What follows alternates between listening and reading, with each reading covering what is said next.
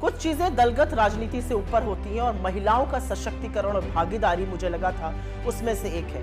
मैं आज इस देश की एक महिला होने के नाते बोलना चाहती हूँ, एक वो महिला जो नौकरी करती थी और फिर लगा कि सार्वजनिक जीवन में बदलाव का सबसे सशक्त माध्यम है राजनीति से जुड़ जाना। ऐसा इस देश की बहुत सारी महिलाओं को लगता है। एक आधी आबादी है जिसको ये लगता है कि उनका प्रतिनिधित्व होना चाहिए, उनको आरक्षण मिलना चाहिए। तो जब मोदी सरकार ने विमेंस रिजर्वेशन बिल की, महिला आरक्षण की बात की, तो हम प्रफुल्लित हो उठे। हमें लगा चलो जो काम हमने शुरू किया था, जिसकी ओरिजिनल शिल्पकार यूपीए की सरकार श्रीमती सोनिया गांधी थी, हमने राज्यसभा में बिल पारित कराया था, अब वो क्रियान्वित होगा। लेकिन अब पता चला कि मोदी जी की नीति और नियत दोनों में खोट है।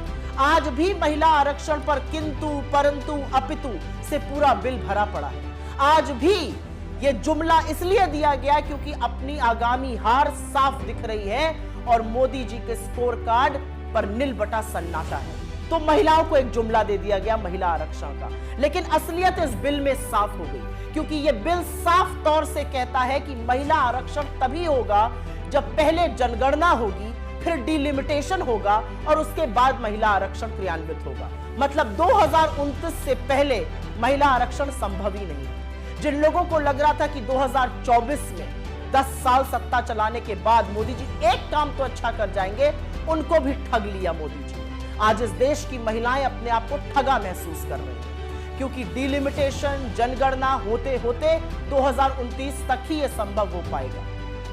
यह जो बिल था, हमारा लाया हुआ बिल, राज्यसभा में 9 मार्च 2010 को पारित हुआ था। अगर आपकी नीति और नियत साफ होती तो आप उसी बिल को लोकसभा में लाते, बिना कंडीशन के उसको पास कराते और महिला आरक्षण एक रियलिटी बनता। लेकिन असलियत यह है कि आपने महिला आरक्षण के नाम पर भी देश की आधी आबादी को एक जुमला थमा दिया। बहुत कुछ कहने से ज्यादा एक ही चीज कहना चाहती हूं आज। अगर आपकी नीति साफ है तो आपको फिर से जाकर वही काम करना चाहिए जो हमने किया था।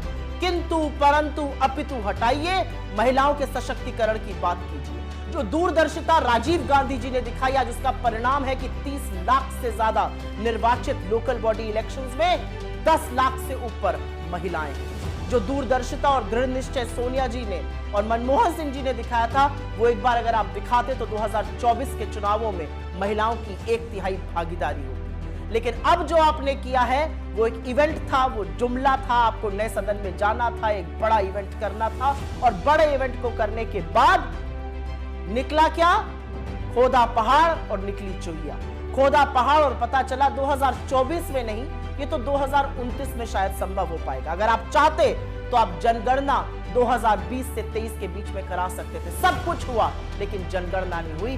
फिर भी आपने जनगणना को और डिलिमिटेशन को एक क्राइटेरिया बनाया। तो देश की महिलाएं आपसे आज सवाल पूछ रही हैं कि अपने जुमलों का शिकार आपने इस देश की आधी आबादी को भी बना दिया।